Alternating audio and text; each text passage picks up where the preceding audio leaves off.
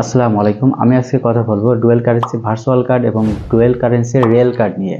আপনারা অনেকেই আলিএক্সপ্রেসের item order করার জন্য dual currency virtual card purchase করে থাকেন।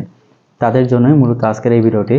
তবে আলিএক্সপ্রেসের আইটেম অর্ডার করার জন্য ডুয়েল কারেন্সি বেটার নাকি ভার্চুয়াল কার্ড বেটার সেটা নিয়ে আপনাদের সামনে আলোচনা করব। তো চলুন ভিডিওটি শুরু করা যাক।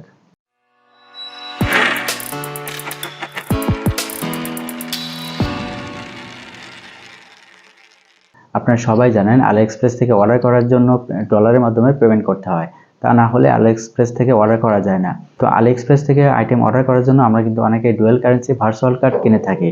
আর এই ভার্চুয়াল কার্ডের কী কী সুবিধা এবং অসুবিধা সে সম্পর্কে আপনার সাথে আলোচনা করব। আপনারা কিন্তু 150 থেকে 160 টাকা পার ডলার খরচ করে একটি ভার্চুয়াল কার্ড কিনতে পারেন। তবে এর কম টাকায় যদি কিনতে চান সেক্ষেত্রে কিন্তু আপনি স্ক্যামের শিকার হতে পারেন। তাই অবশ্যই আপনারা বেটার কোনো কোম্পানির থেকে ভালো একটা ডুয়েল কারেন্সি ভার্চুয়াল কার্ড কিনতে পারেন। আপনারা যদি কোনো ভালো কোম্পানি থেকে ডুয়েল কারেন্সি ভার্চুয়াল কার্ড কিনতে চান, সেটা নিয়ে ভিডিও পেতে চান, তাহলে অবশ্যই কমেন্ট করে জানাবেন। আমি সেটা নিয়ে একটি ভিডিও দেওয়ার চেষ্টা করব। আপনি ডুয়েল কারেন্সি ভার্চুয়াল কার্ড নাকি ডুয়েল কারেন্সি রিয়েল কার্ড দিয়ে আলিএক্সপ্রেসের আইটেম অর্ডার করবেন। এখন কথা বলবো, ডুয়েল কারেন্সি ভার্চুয়াল কার্ড দিয়ে যদি আলিএক্সপ্রেস থেকে অর্ডার করেন আপনি কি কি সুবিধা পেতে পারেন এবং কি কি অসুবিধায় পড়তে পারেন সে সম্পর্কে জানাবো। ভার্চুয়াল কার্ডের ভ্যালিডিটি সাধারণত 7 দিন, 15 দিন, 1 মাস বা তারও বেশি কয়েকটা কোম্পানি প্রদান করে। সেগুলো হয়তো বেশি ডলার কিনলে আপনার সেটা ভ্যালিডিটি বেশি থাকতে পারে, তো সেটা হচ্ছে ভিন্ন কথা।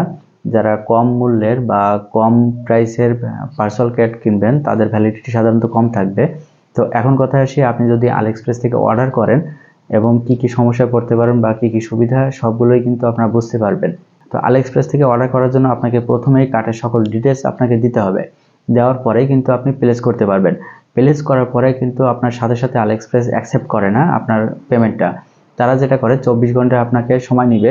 নেওয়ার পরে আপনার কার্ডটা সঠিক আছে কিনা বা আপনার কার্ডটা অথেন্টিক কিনা সেটা যাচাই বাছাই করবে আলিএক্সপ্রেস। যদি আপনার কার্ডটা লিগাল হয়ে থাকে তাহলে কিন্তু আপনার ওই পেমেন্টটা আলিএক্সপ্রেস অ্যাকসেপ্ট করবে। আদারওয়াইজ আপনার ওই কার্ডটা কিন্তু অ্যাকসেপ্ট করবে না। এখন আপনি যে ভার্চুয়াল কার্ড কিনতেছেন তাদের ওই ভার্চুয়াল কার্ড আপনার আলিএক্সপ্রেসে অ্যাকসেপ্ট করবে কিনা সেটার নিশ্চয়তা কিন্তু আপনার নেই বা আপনার জানা নেই। অবশ্যই সেটা জেনে নেবেন। এখন কথা হচ্ছে, আপনার কার্ডটা অ্যাকসেপ্ট করলো এবং পেমেন্টটা রিসিভ করলো। রিসিভ করার পরে আপনার 10 দিন বা 14 দিন টাইম থাকে ওই সেলার কিন্তু আইটেমটা শিপ করার জন্য সময় নেয়। তো এখন কথা হচ্ছে, যদি আইটেমটা সেলারের কাছে থাকে তাহলে তো কোনো প্রবলেম নেই। যদি না থাকে, আউট অফ স্টক থাকে অথবা সে যদি শিপমেন্ট করতে না পারে তাহলে কিন্তু আপনার ওই আইটেমটা অর্ডার ক্যান্সেল করে আপনাকে রিফান্ড করবে।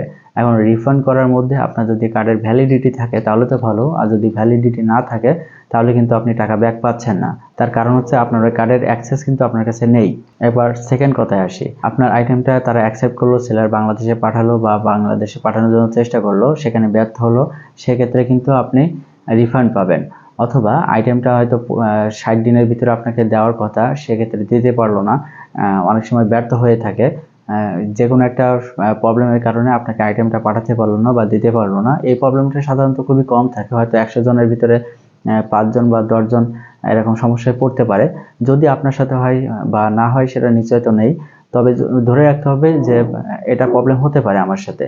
তো মনে করেন সেটার জন্য যেটা হলো, আপনার 2 মাস পরে সেই আইটেমটার অ্যামাউন্টটা রিফান্ড করলো। রিফান্ড করলে ওই অ্যামাউন্টটা কিন্তু আপনি নিতে পারতেছেন না। তার কারণ ওই কার্ডের ভ্যালিডিটি বা ওই অ্যাক্সেস না থাকার কারণে আপনি ওই অ্যামাউন্টটা পাচ্ছেন না, যার কারণে আপনার ওই সম্পূর্ণ টাকাটাই নষ্ট হয়ে গেল। তো অবশ্যই ডুয়েল কারেন্সি ভার্চুয়াল কার্ড দিয়ে আলিএক্সপ্রেসের আইটেম অর্ডার করার জন্য এই বিষয়গুলো আপনি অবশ্যই লক্ষ্য রাখবেন। তা না হলে কিন্তু আপনার অনেক একটা লসের সম্মুখীন হতে হবে। এখন কথা বলবো ডুয়েল কারেন্সি রিয়েল কার্ডের সুবিধা অসুবিধা নিয়ে। আপনি যদি ডুয়েল কারেন্সি রিয়েল কার্ড দিয়ে আলিএক্সপ্রেসের আইটেম অর্ডার করেন সেক্ষেত্রে যেটা হবে, পেমেন্টের কোনো ভেরিফিকেশনের ইস্যু নেই।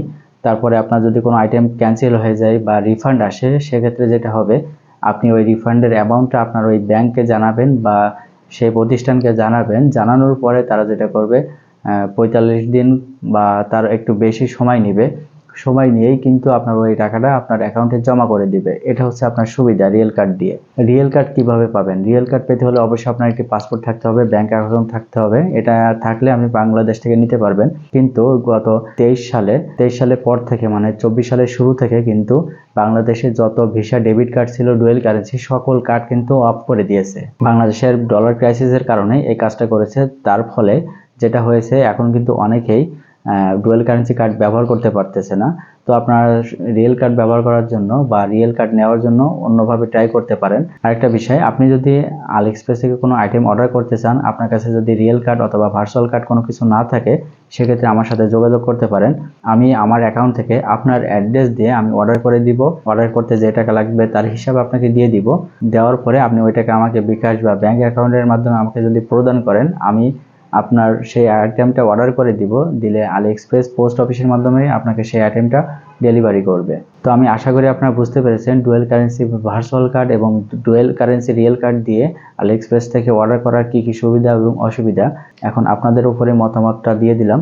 তো আজকের ভিডিও এ পর্যন্ত, দেখা হবে নেক্সট কোনো ভিডিওতে। ভালো থাকবেন, সুস্থ থাকবেন, আল্লাহ হাফেজ।